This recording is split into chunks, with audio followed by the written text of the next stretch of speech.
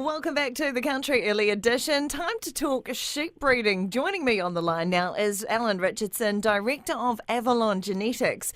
And Alan, what's the vision at Avalon Genetics? Why are you guys different from other sheep studs? Good morning. Good morning, Rowena.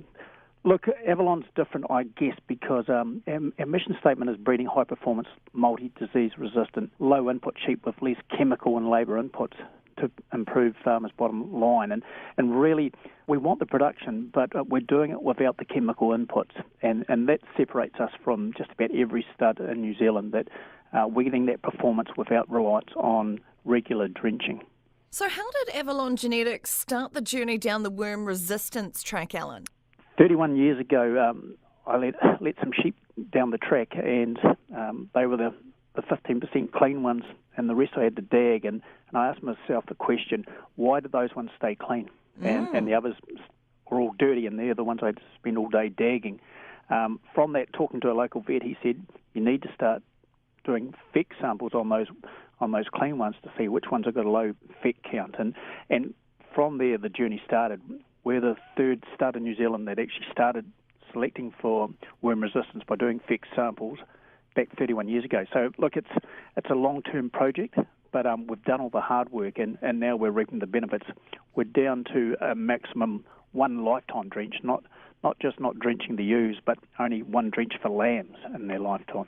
Look, even for a cow cocky like me, that's actually pretty amazing stuff. Hey, Avalon Genetics is an organic farming practice, so why should farmers consider buying rams from you? Yeah, it's a really good question, Rowena. Look, I think because we're not relying on chemical inputs, so we're getting the baseline genetics are coming through, and we know that when we get top sires from throughout the country on here and progeny test them, their production will drop somewhere between 40 and 60%.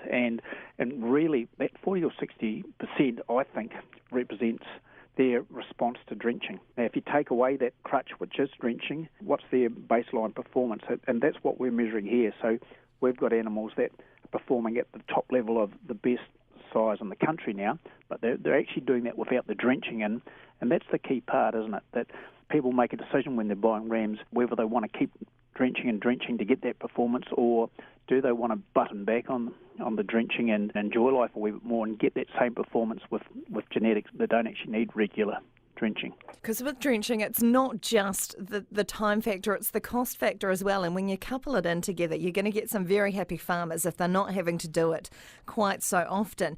Now, Alan, every day when I read our weather, I say breeding high-performance, multi-disease resistant sheep, which are not reliant on a drench gun. What do you mean by multi-disease resistance? One of the things we found out early on when we started doing the worm resistance, that there is some correlation with facial eczema. And that really drove our decision to start doing the RamGuard, the FE testing back 16 years ago now. So 16 years ago, we're the only South Island stud that was selecting for facial eczema. And I think it comes back to the vision that, this multi-disease resistance, we want animals that are robust and that you don't have to prop them up with drenches or different treatments to get your performance out of them. And the scary thing down south here is that this season, one or two dairy cows have had facial eczema challenges. Now, imagine if with climate change and everything else that the South Island starts to get tickled up by a bit of facial eczema, that would really knock a hole in performance. And so what we're doing is actually future-proofing our own business here, but also our clients' genetics too, by having that facial eczema tolerance in the rams we sell. So we're testing probably perinols at 0.5, which for most of the North Island breeders will make some sense, which is getting right up there. So we're making good progress on the worm side, plus the facial eczema. And let's not forget the DAG score there too, because there's no point having a worm-resistant sheep that you've got to DAG twice a year as well. Yeah, exactly. Now, hey, last night I was doing a bit of research before this interview, and on the SIL National Database, your rams don't appear at the top of the traits lists. Why is this, and how good are your rams genetically? Yeah, that's been a wee bit of a sore point for us. We've gone down the track that we couldn't find sires that would actually add anything to our genetics, or they would just melt away, and we'd have to drench them to keep them alive. So probably for 6 or 8 years we haven't had linkages from other sires, and you need linkages to appear on SIL, which is the National Performance Recording System that we operate under. So that's why we're not appearing there. We're actually now trying to turn that clock back by getting linkages to the Cootworth and the Romney and Perrindale flocks. So we would hope that we can improve that for next year, but it does take time, and we're probably going to have to do it more consistently. As long as we don't go backwards with some of these crosses, we'll do it. At the end of the day, farmers want an animal that looks good and is going to add value to their property, but they want it backed up by figures. With in-flock, we can get very reliable figures, but unfortunately in a high input recording index, which the maternal worth is these days, we're not there yet, but we hope to be.